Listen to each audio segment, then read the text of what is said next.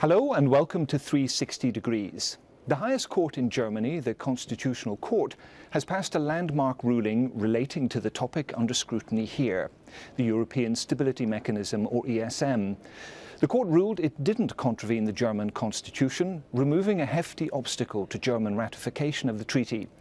The ESM puts several existing EU bailout tools under one roof and basically will offer financial assistance to countries experiencing economic hardship. So how exactly does it function? Who stands to benefit? What are the pitfalls and drawbacks? With me in the studio to discuss this are two MEPs with close perspectives on the issue. Gabriele Zimmer from Germany, chair of the confederal group of the European United Left, Nordic Green Left, GUE for short. Gay Mitchell from Ireland and a member of the group of the European People's Party. Welcome to you both. First, before we look at a short animation telling you almost everything you need to know about ESM, let's get your reactions to the court's ruling. Gabriele Zimmer, what does it mean for Germany and for the Eurozone, do you think?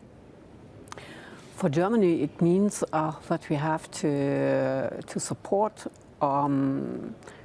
member states which have to fight for their own stability, which are not able to pay for their own debts, and that's why we are supporting a mechanism to find solutions out, because we are thinking we have to do and we have to provide solidarity between the member states and also to help people in other countries if there are problems.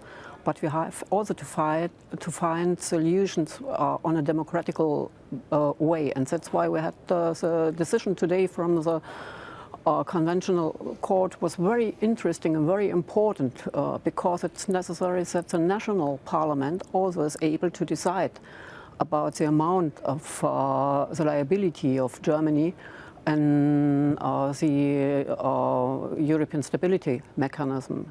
Okay, thanks very much indeed. Gay Mitchell, coming from a nation which is a recipient nation of EU, IMF bailouts so far, what do you think the decision of the Constitutional Court and the signal that it gives to move ahead with ESM will achieve for Europe? In relation to the decision, I think it indicates the real problem we have. Europe will become ungovernable. We have to ask ourselves, who are we? By 2050, the whole of Europe will be 6% of the world's population. That's who we are. Germany, France and Great Britain will no longer have a place of right at the G8 or any of those major places. So more and more we have to start looking out for Europe's concerns. And we can't do that if we have to depend on the Constitutional Court in Germany or a referendum in Ireland or a general election in Finland. We need more Europe. That's the reality of it. When people look back on it in history, and they will say that the second half of the 20th century and the beginning of the 21st century was Europe's golden era. That's what they will say about it in the future. What was thrown at us was the greatest financial crisis since the 30s, and we managed it. That's what I believe the ESM will help us to establish and will establish in history in time. Okay, well, let's look at some of those big button questions in due course, as well as some of the questions that you were raising about conditionality. Let's have a look first at a video animation, however, prepared by my colleague Christophe Garrache, looking at the ins and outs of the ESM in detail.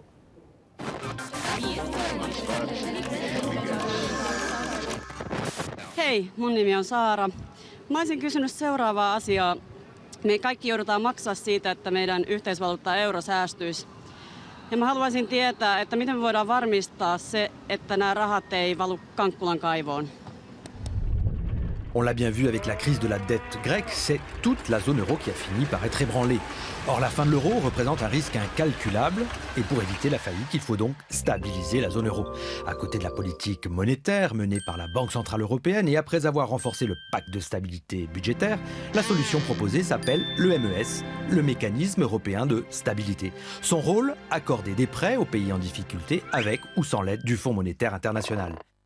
Mais pas question de renflouer un État sans contrepartie. Pour bénéficier du MES, un État devra d'abord se rapprocher du FMI, tout en respectant l'indépendance de la Banque centrale, et il faudra désormais mettre en œuvre des règles budgétaires beaucoup plus strictes. Mais comment ce MES va-t-il bien pouvoir fonctionner ?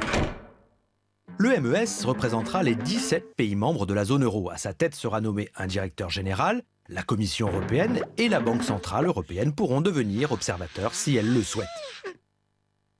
Mais chaque membre du MES n'aura pas le même poids. Le premier actionnaire sera l'Allemagne, soit 27% du capital. Deuxième actionnaire, la France, suivi par l'Italie. Malte, le plus petit pays de la zone euro, sera lui le plus petit actionnaire. Après bien des hésitations, le capital du MES a finalement été fixé à 700 milliards d'euros, dont 80 milliards d'euros seront libérés dans un premier temps.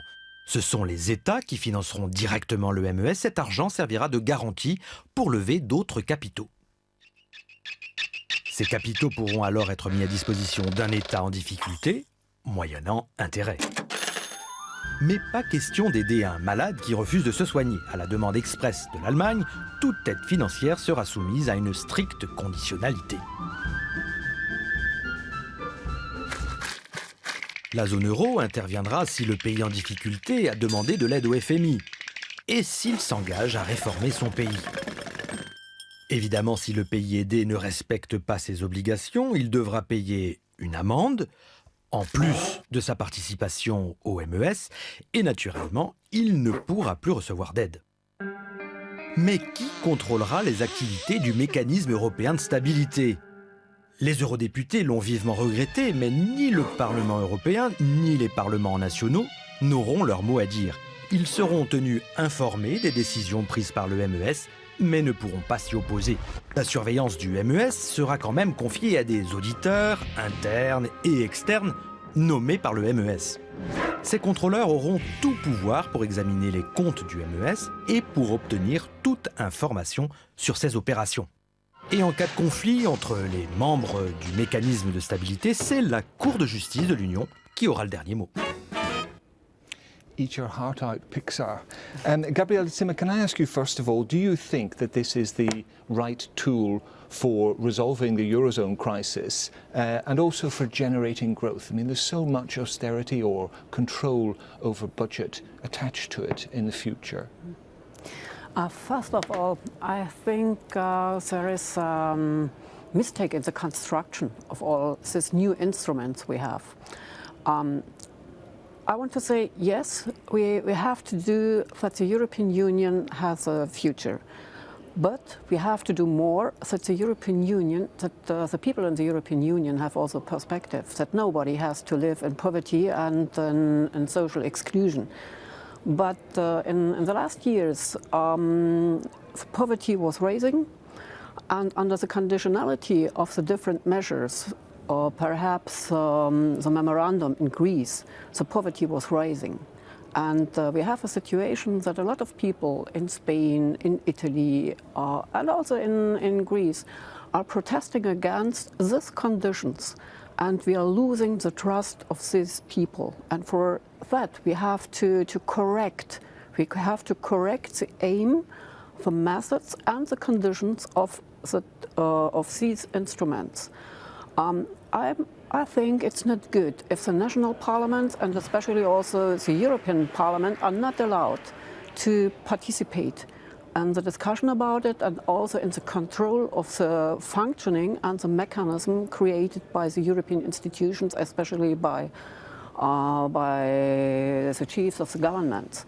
And for this, we have a great doubt that if this way is going to a good future, and that we are able to save our main things we decided in the European Union, and that we want to have solidarity, that all people have the chance to live out of poverty, to give them the chance and to give them a future. And this I want to correct with a lot of people also outside the European Parliament, and for this I will give them our solidarity.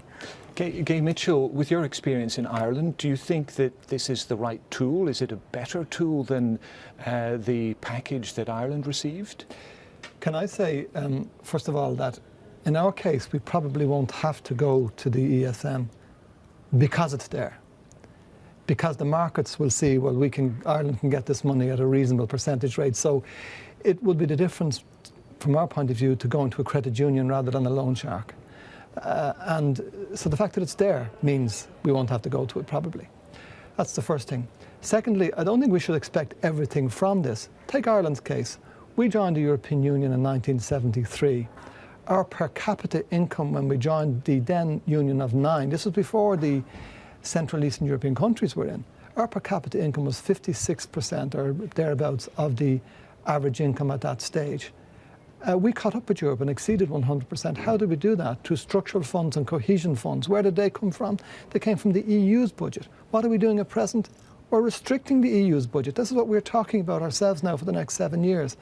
The way to create growth in Europe is to increase the EU's budget, not to use the ESM as a catch-all for all of these problems. And let me go back again to Ireland's experience. I was elected first to the Dáil, the Irish Parliament, in 1981.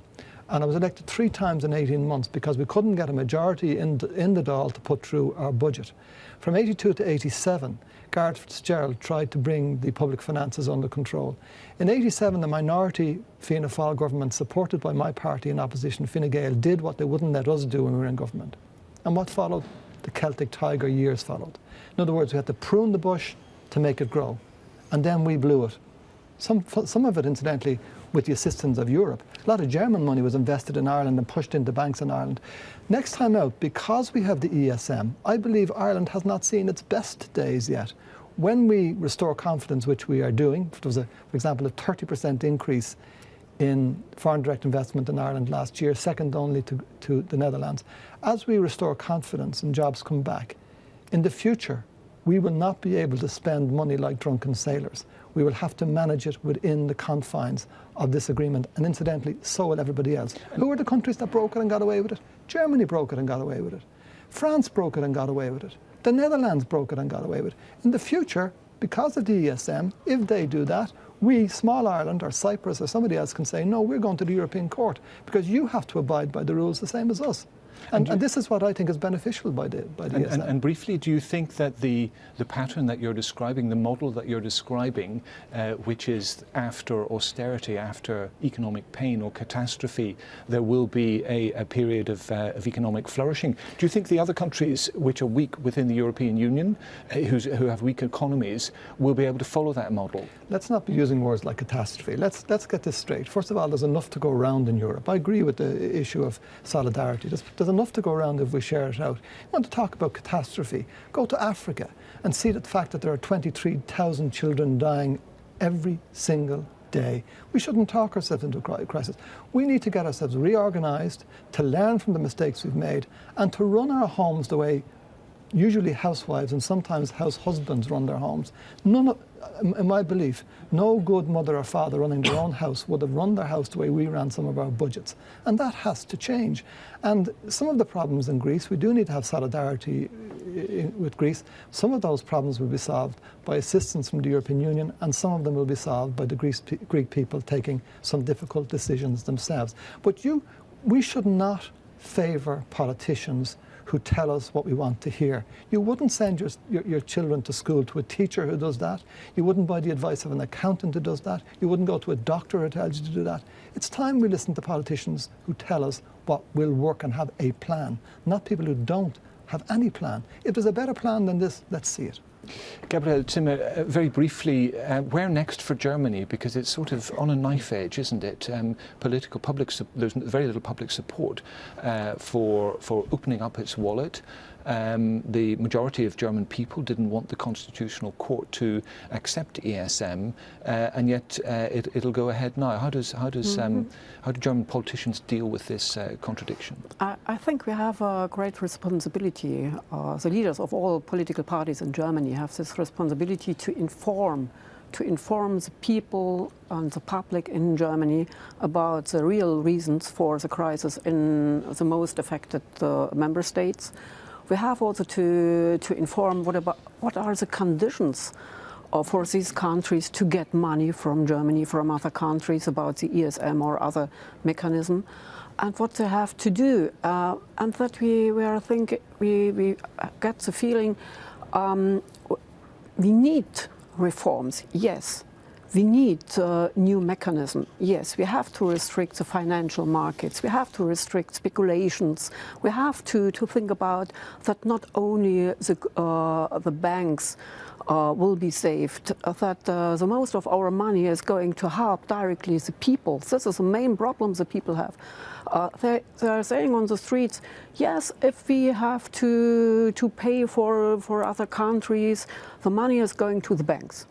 This is the main question in Germany, that the people have the feeling we don't help the people which are needing this help, but the banks, and that they want to change. And in this case, I'm saying they are right. We have to change this. Okay, many thanks indeed. I'm afraid we'll have to leave it there. We've run out of time. Many thanks to my guests, Gabriele Zimmer, Chair of GUE here in Parliament, and Gay Mitchell from the EPP. Many thanks indeed for joining us. And many thanks to you for watching us. Until next time,